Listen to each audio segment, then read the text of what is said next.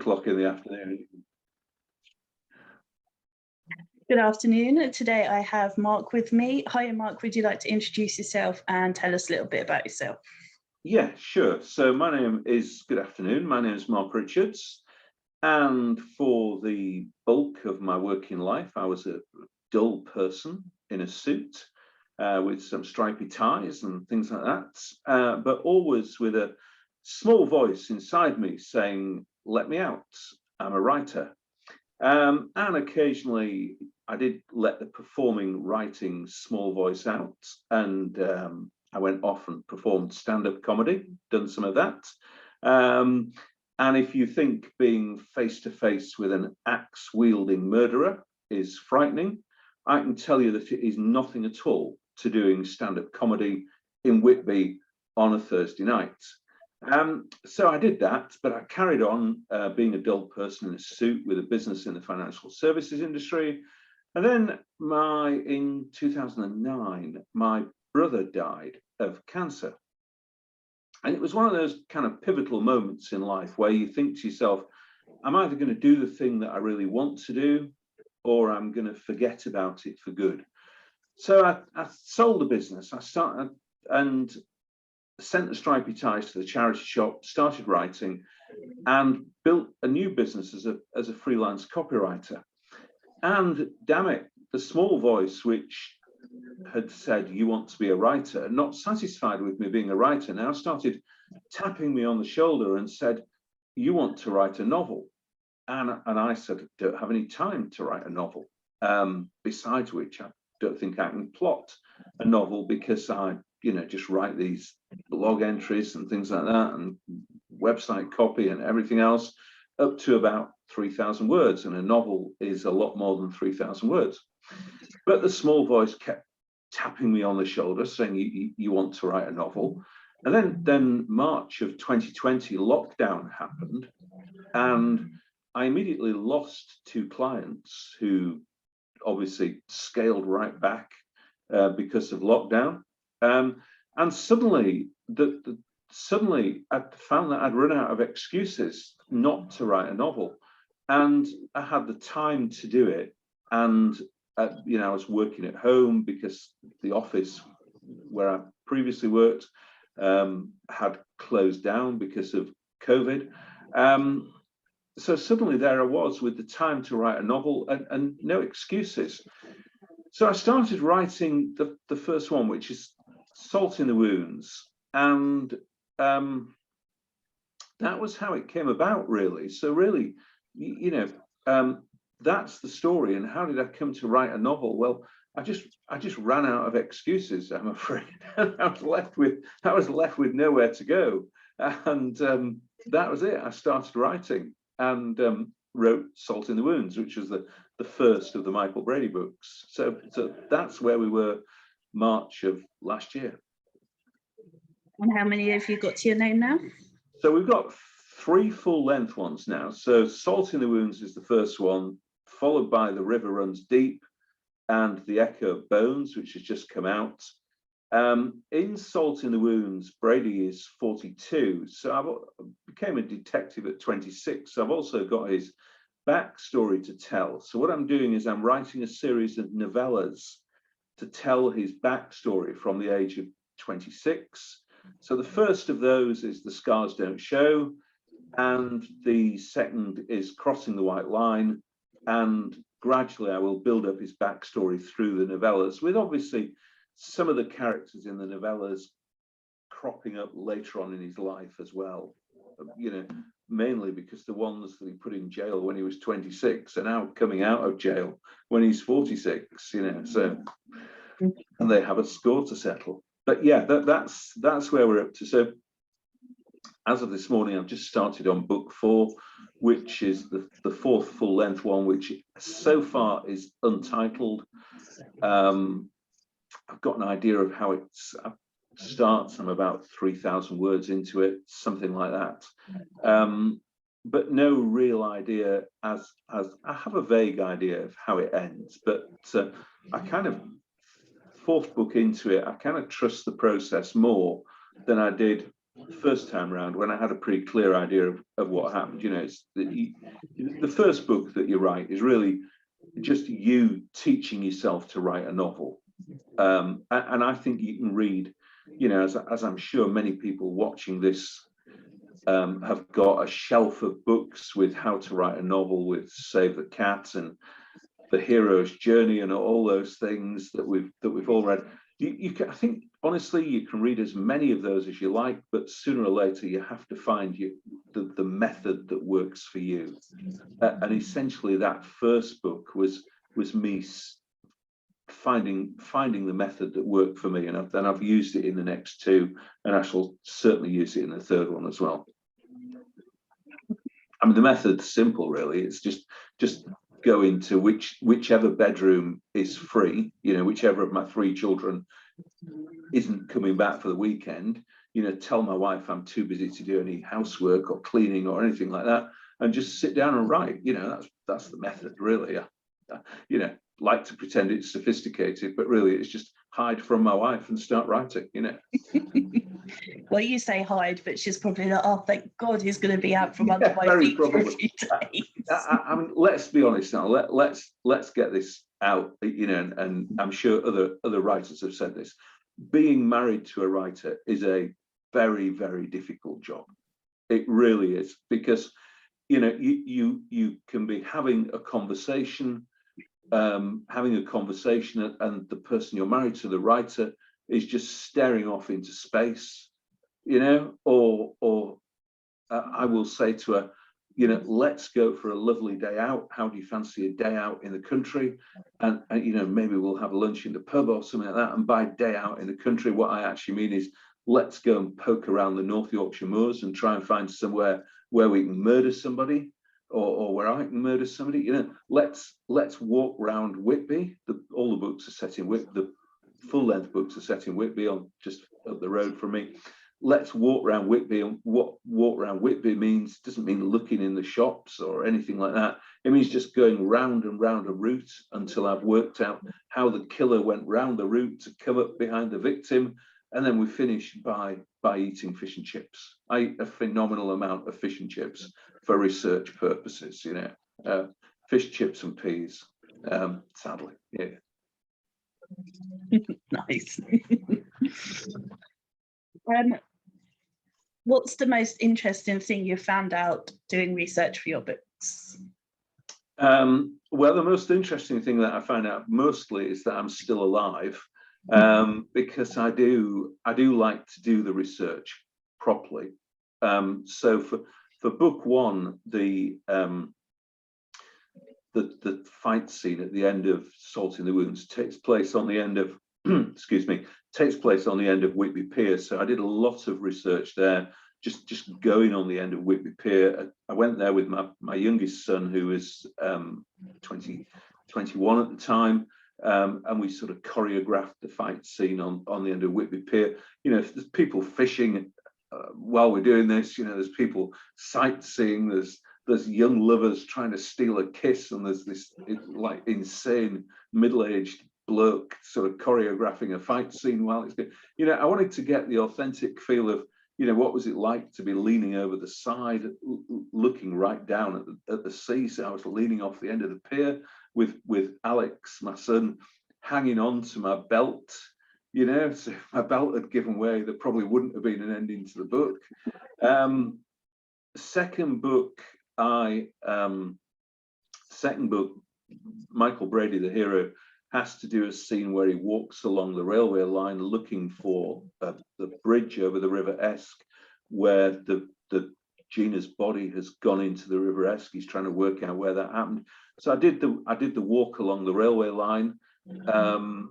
I checked the times of the Whitby to Middlesbrough trains, make sure they weren't running when I was just going to, you know, as long as you don't dob me in, so long when I was trespassing on the railway line. Of course, I completely forgot about the North York Moors Railway. And when I heard this loud noise, I realised that walking along the railway line maybe wasn't the best thing to do. But I think you've got to, I mean, there's a serious point there that I think you've got to do the research. you've got to do it seriously, because it informs the writing. And that's whether you're talking to somebody or whether you are actually doing the physical research. It might only be a line in the book, but that line's got to be right. You know, with your background in forensics, I had a really fascinating online conversation with a forensic scientist in America, and we were talking about the best way to dispose of a body. And that was a long online conversation that we had, and it actually makes up about 6 or 8 lines in the Echo of Bones. You know, she made a great point to me that if you want to dispose of a body and get away with it, the one thing you need above all other things isn't planning, isn't science, isn't chemicals, you know, isn't a zinc bath. What you need more than anything else is you need luck. You know, you've got to be lucky. She made an interesting point that a farm's a good place, you know, because they've got lots of machinery and they've got agricultural compost. We were talking about sinking a body in water. She said that in America, probably there's a body a week pops up from the lakes, because they simply haven't put enough weight.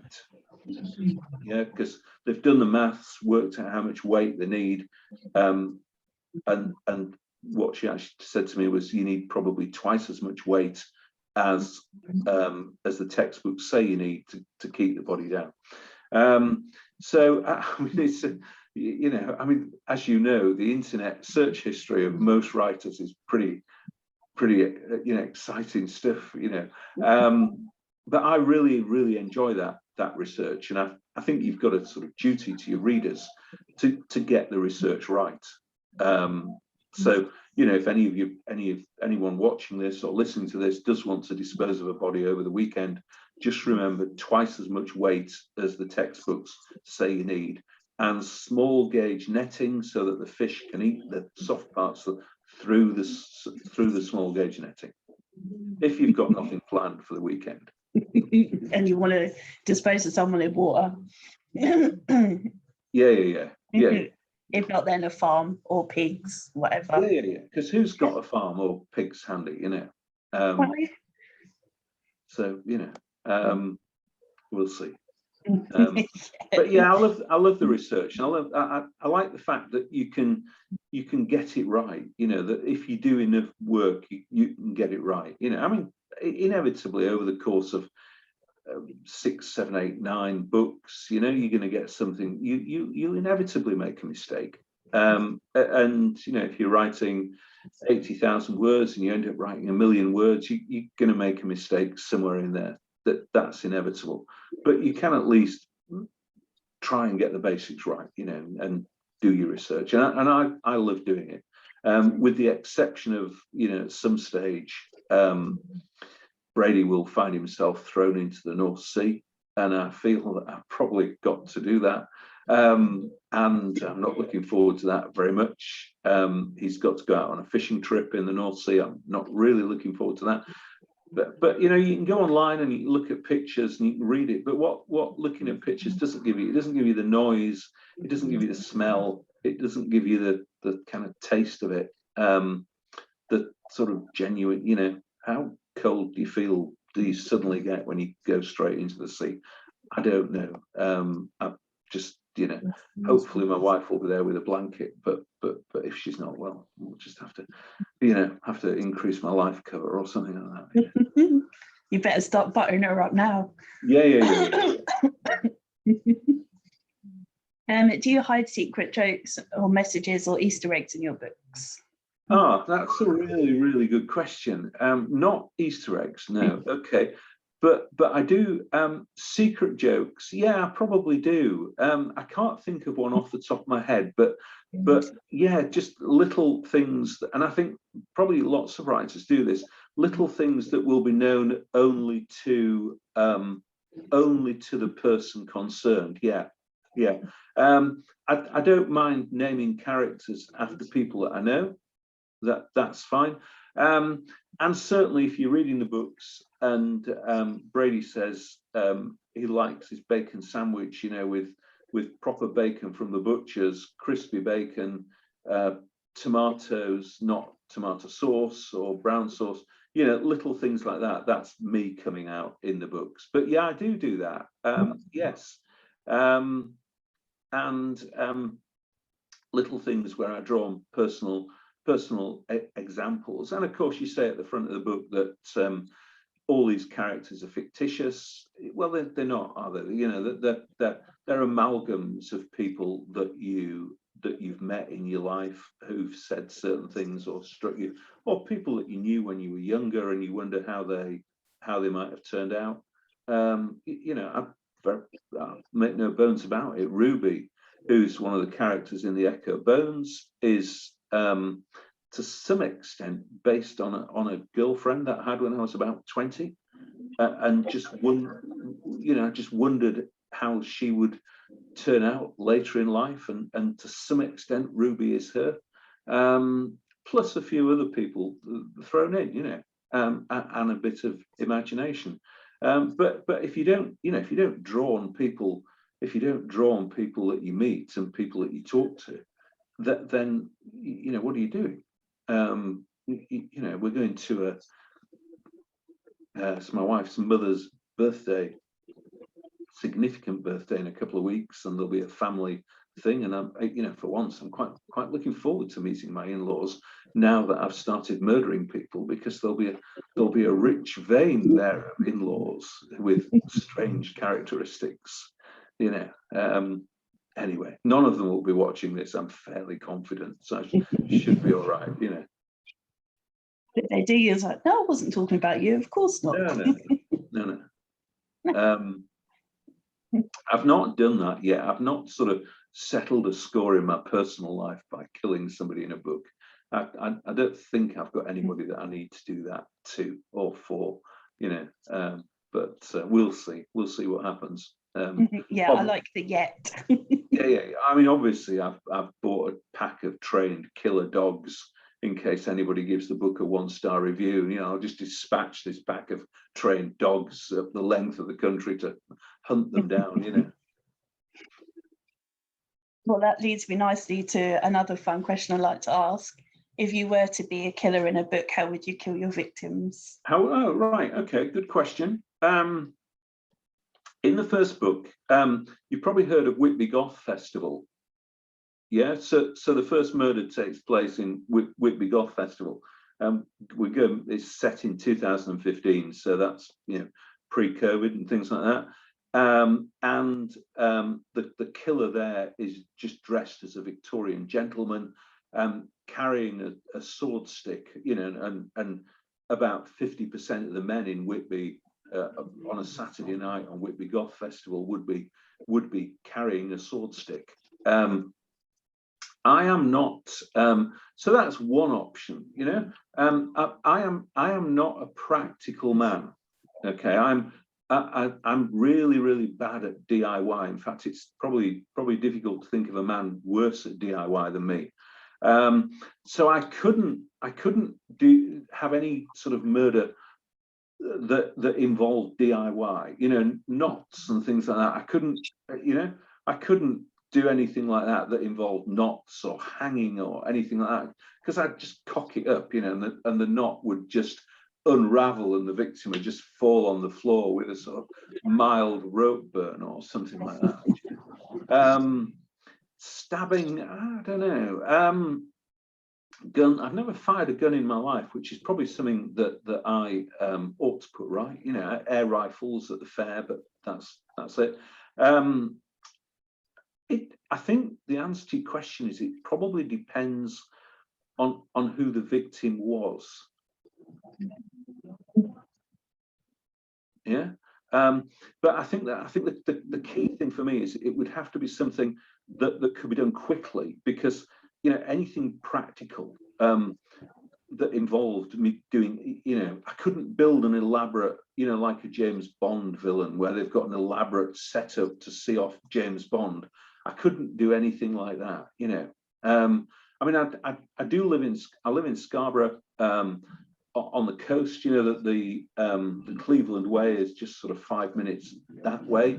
The cliffs are pretty high in many places, so nudging somebody off the cliff would be, you know, would be a possibility for me. You know, I always look, Sands End at Whitby is a great place because it's got these breakwaters going out into the sea, or groins, to give them their proper name that you learn in geography at school.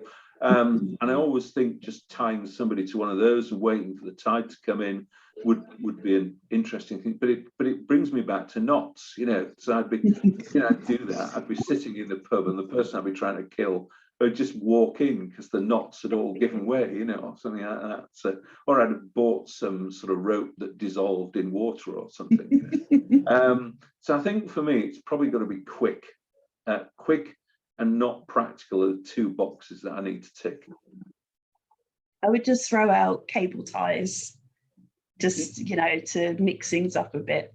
Yeah. Cable ties. Yeah. I mean, that's, you know, that's we're probably straying into a 50 Shades of Grey murder here now. You know, again, I'd be useless at that because of the knots problem, you know. But yeah, cable ties, and you know, go down to B&Q or something like that, you know. Okay, so that's my murder. That's my murder method. Do you have any phobias, and would you write about them? Do I have any phobias? Not really, no. I'm not. My wife and I were having a chat about this the other day. In fact, yesterday when the clocks changed. So I'm not fussed about the dark or anything like that, or ghosts. You know, anything that I'm irrationally afraid of. I'm not very good with heights. I do get, you know, if you watch on YouTube or something like that, or Facebook, a video of somebody walking along a very narrow bridge with a huge drop, I do get that funny feeling in my legs, you know. So I'm not very good with heights at all. You know, as you get older, you get less agile, and as when you fall over, it hurts a lot more, you know. But apart from heights is probably the only one. But you know, anything else doesn't really bother me too much. Spiders, all the traditional phobias, don't worry me. Although I will, for Brady, there's something that happens to him in one of the novellas that I'm going to bring back in this fourth book, but that's more of a medical condition than a phobia.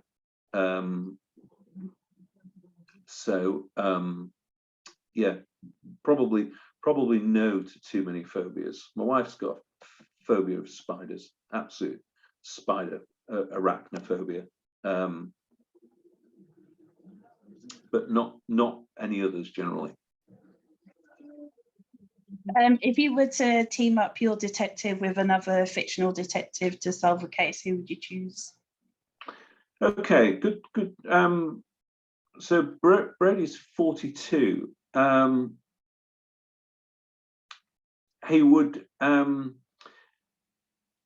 quite like to see him teamed up with Sarah Paretsky's V.I.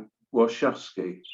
I might just spin him back in time a little bit, something like that. I'd quite like to send Brady after Hannibal Lecter. I think that would have been a really good matchup, you know. Brady's persistent, you know. He gets there in the end, and he's a lot more intelligent than you think he is. So I might, you know, even sending him further back.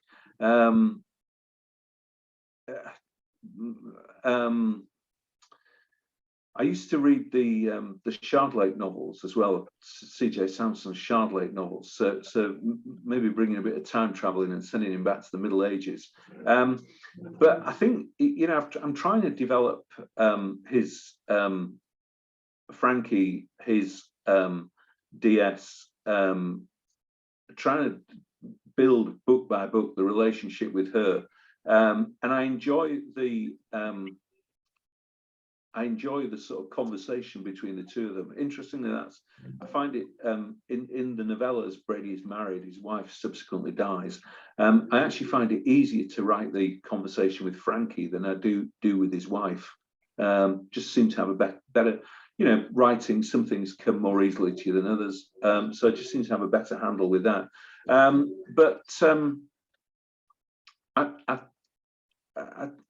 like the way Brady sort of gets there on his own, and makes complete cock up of it to start with, and then gets there. But maybe Sarah Paretsky's detective, or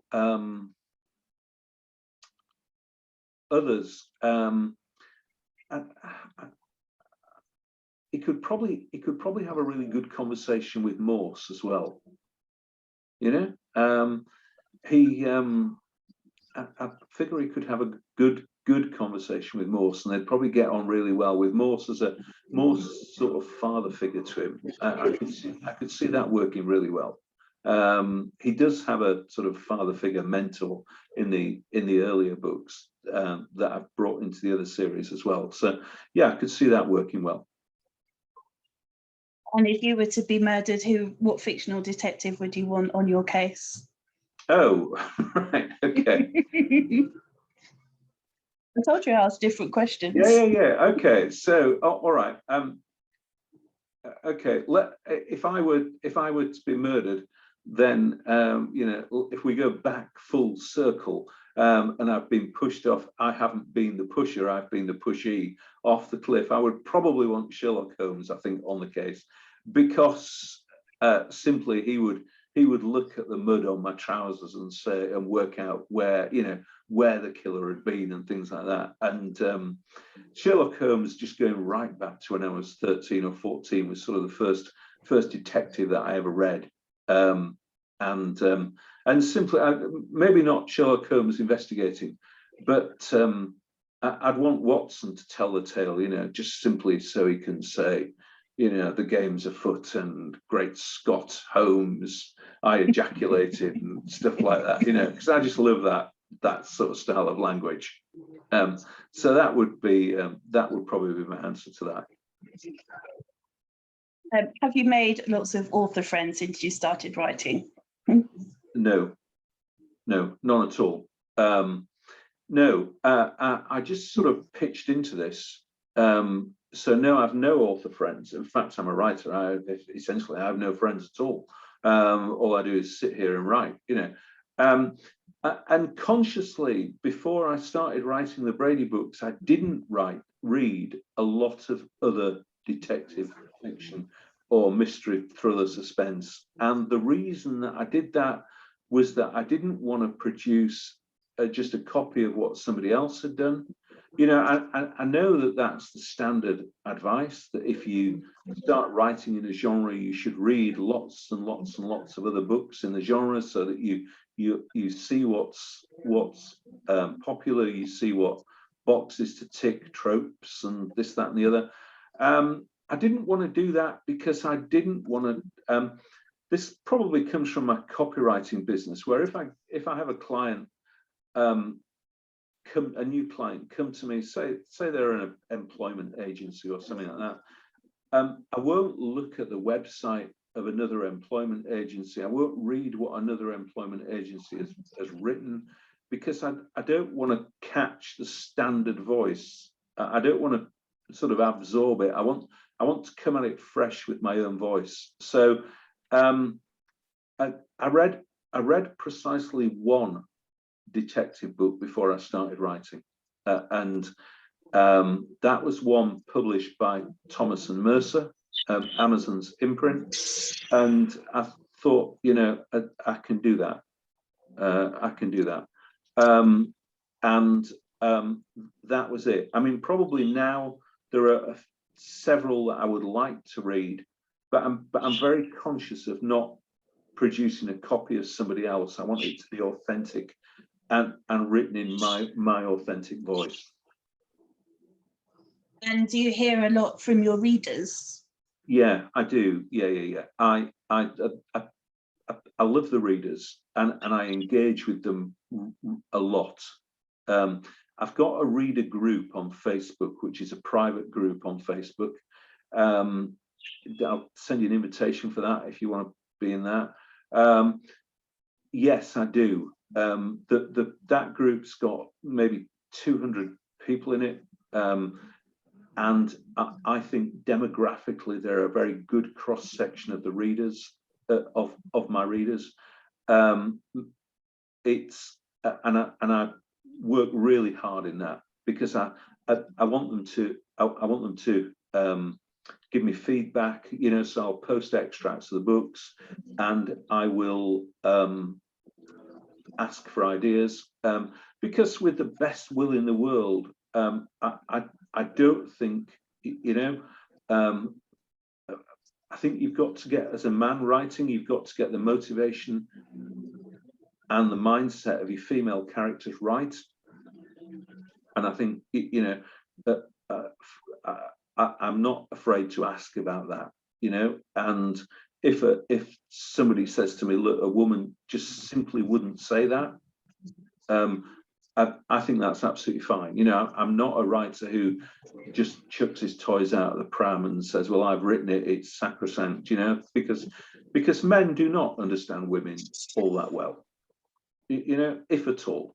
You know, two completely different species. And getting the motivation, because at least 85% of my readers are women, you know, so you've got to get your female characters right. So yeah, I do spend a lot of time engaging with readers, and you know, when somebody comes back to you and says, I really like that, you know, that's rekindled my love of reading, then that's something very special.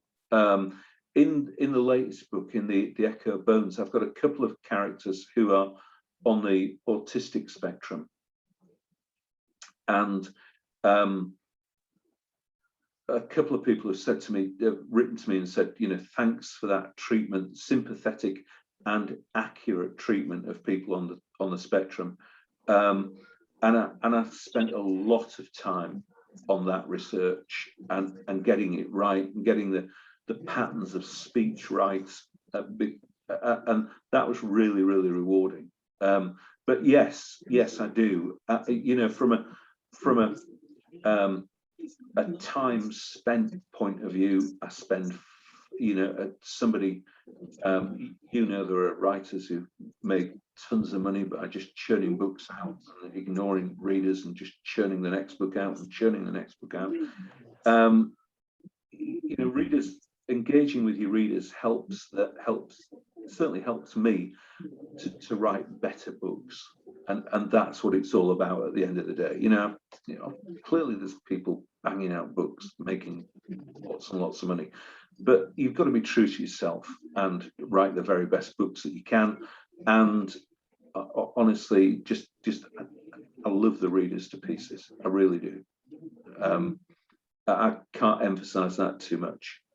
And you know, as and when all these restrictions on COVID end and things like that, if anybody wants to invite me to speak about it, I love that as well, and happily do anything like that. But yeah, I do. I absolutely love it. You know, and I can't say anything else other than that.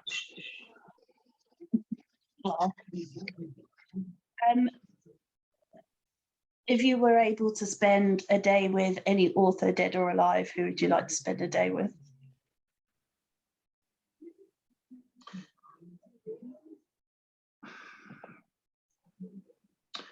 The two authors that I most admire, and strangely for the same sort of reason, Hilary Mantel, who writes the Wolf Hall Thomas Cromwell books, and coming back to a point I made earlier, Thomas Harris and Hannibal Lecter. And what I particularly, what I admire in those is the very subtle shifts of point of view, and the sort of internal dialogue that the characters, the two main characters, are very clearly having. I also admire the way that they take a character who's ostensibly not sympathetic, and you end up liking the character. You know, you're prepared to forgive Hannibal Lecter the fact that he'll eat a petty bureaucrat or something like that, because quite obviously it's the right way to deal with somebody like that, you know, who just wants you to fill bloody forms in, you know. So those two, I would quite like to spend some time with, you know, you go back to sort of the 30s or something like that, and the writers of Pulp Fiction who churned the books out very, very quickly. Yeah, you know, I mean, on an old manual typewriter, that's a magnificent achievement. Every quote that I sort of regurgitate about writing seems to come from Ernest Hemingway. So that's another one to add to the list. I mean, Ernest Hemingway, my favorite quote is that once writing has become your greatest pleasure and your major vice, only death can cure it. And that's pretty much where I'm at, you know. And Stephen King as well, who gets a bad press quite often, but talks an awful lot of common sense about writing. You know, that just basically, you know, you can't sit around and wait for inspiration to walk through the door, because it may not do that, you know. So you've just got to sit down and start writing, and that's all there is to it, you know. I mean, however many words I've written this morning, that they're not very good, but they're words, and I can edit them, you know, and somewhere in there there'll be something that is good, and the rest will lead me on to something else. And you know, that you cannot edit a blank page, as the saying goes. So having asked me for one, I've given you five, you know. So yeah. So probably those people. Good choices. Yeah. I hope so. I do admire the very subtle shift of point of view in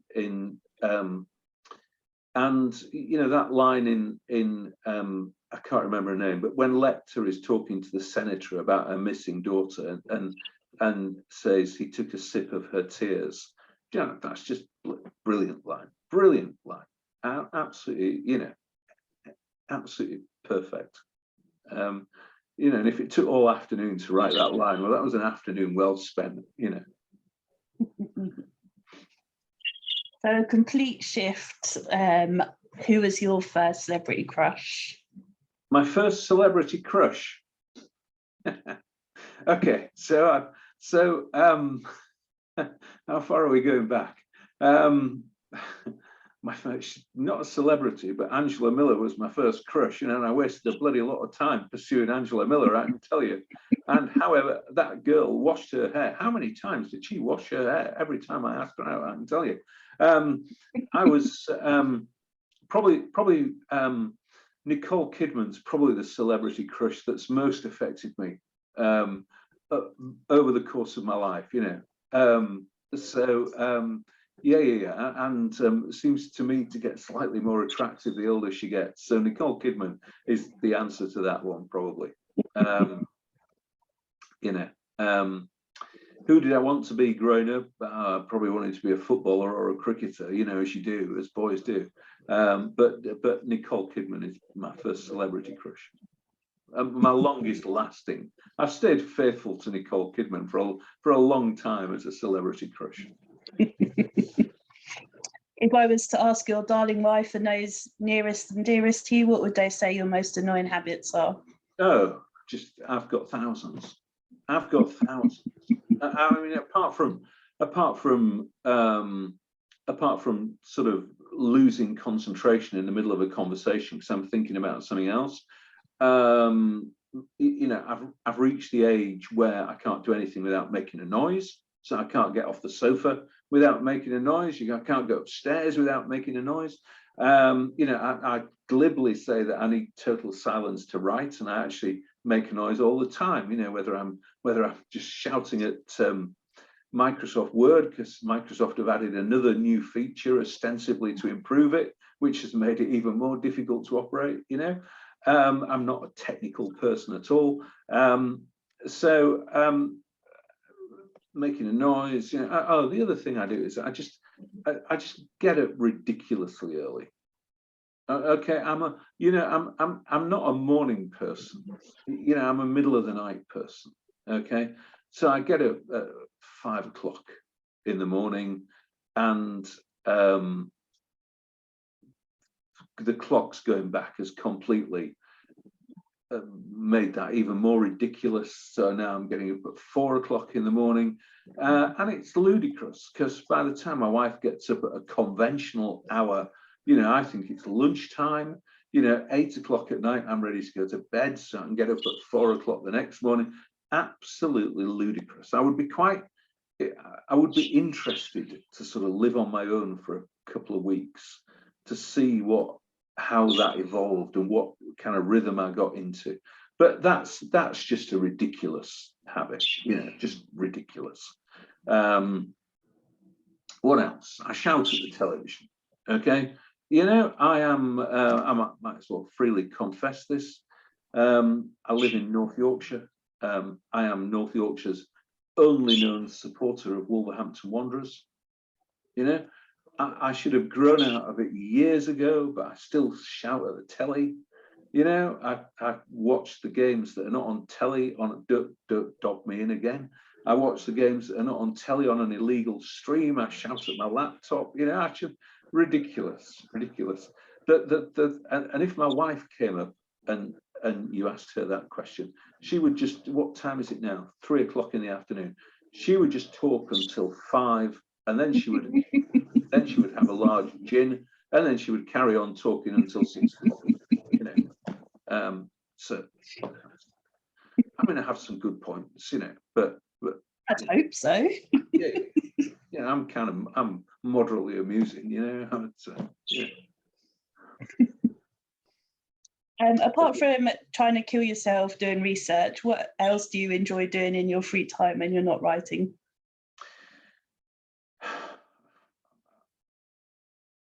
I've always liked sport. Yes, so I don't play anymore. I live by the sea. The beach is 5 minutes and 30 seconds from our front door. So I do like walking. I've done a few long distance walks with my youngest son. I used to take the dog out. We lost our dog just coming up to 2 years ago. I do try and keep myself fit, because writing from a fitness point of view is just a ludicrous thing to do. You just sit down, drink too much coffee, eat too much flapjack. It's a ludicrous thing to do from a fitness point of view. So that's it. But I love going out doing the research trips, the normal stuff, film, theatre.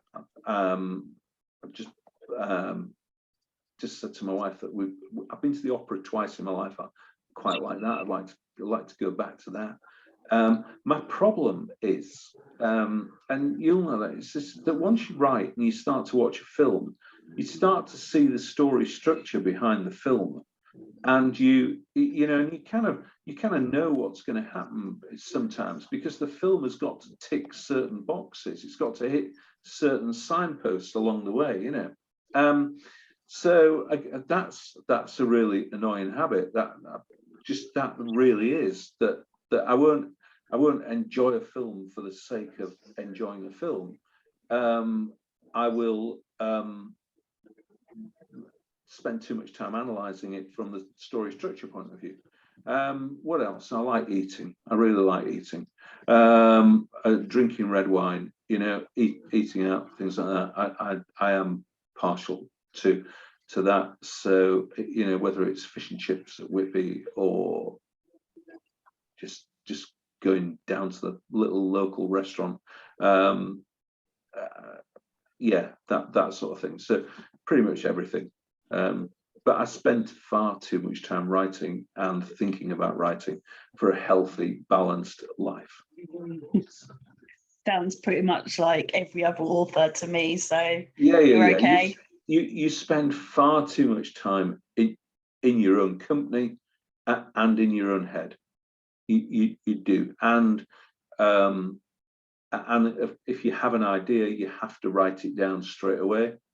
You know, that's another irritating thing, that I will suddenly dictate a note into my phone or send myself an email or something like that, you know, because you can't let an idea escape. So yeah, that's another irritating thing that I do. You're not alone in that either. And I also start I also start interviewing people, you know, that I will start talking to somebody and that start to steer the conversation in such a way that my wife will sit there, you know, maybe we're out having dinner or something like this, and she knows full well what I'm doing, and but you can't help it, because you think, oh, this could be quite interesting, you know, this might be a character, you know. You can't help doing it, and off you go. So writing is a, you know, it's just a ridiculously selfish thing to do. Which is why I say that you're all a bunch of weirdos in the nicest possible way. Quite so. Yeah. Yeah. Well, you may be pleased to know that I don't have any more questions for you, unless you think there's anything that I haven't asked you that you would like to tell us. No, I don't think there is really. I think it's been really good. It was really, you know, I mean, the questions, you know, you sort of geared up for answering the question, why do you want to, did you always want to be a writer? You know, this, that, and the other. What's your writing routine? You know, this, that, and the other. You know, get up, write, stop writing, go to bed. No, just going to crack on with the Brady books. The next one will be out end of February. Then a couple more in 2022 or whatever year comes after the one that we're in now, 2022. So yeah, that's it. You know, I started off writing Brady thinking that I was going to write 6, probably now maybe 10 or 12. But what I won't do is I won't, you know, sometimes you see TV series or books go on long after they've reached a natural end point, and I don't want to do that. But for now, you know, love doing it, and really do. You know, so yeah, what I'll do now is probably go downstairs, irritate my wife, find somewhere to irritate her, you know, make a cup of tea, come back up here and try to get to the end of my word count for the day. Well, just before we go, would you like to remind everyone where they can get your books from and where they can find out more about you if they wish? Yeah, sure. Okay, so there's actually a big box down here from Amazon with some author copies in, but I haven't opened it yet, so I can't hold any up. Have I got any hanging around, knocking around? I haven't. So the first start, you know, always with a series, start with the first one, because there is a continuous theme goes through them. So Salt in the Wounds is the first one, and if you put Salt in the Wounds and Mark Richards into Amazon, that will come up. And if you want to know more about me, markrichards.co.uk is the website, and there's PDFs on there where you can read samples of all the 5 Brady books, and that's pretty much it. I'm on Facebook, and for the life of me, I can't remember what the page is called, Mark Richards Author. But have a look on the website, and as I say, the books, Mark Richards and Salt in the Wounds on Amazon, and that will find everything you need to find. Fabulous. Well, thank you very much. My pleasure. Absolutely, really enjoyed it. And of course, I'm now going to spend the rest of the afternoon thinking about Nicole Kidman. Now you've planted her back in my head, you know. So there you go. And also answering this question of how would I actually murder somebody? Probably talk to them about writing and bore them to death. Might be the answer. You know? Not.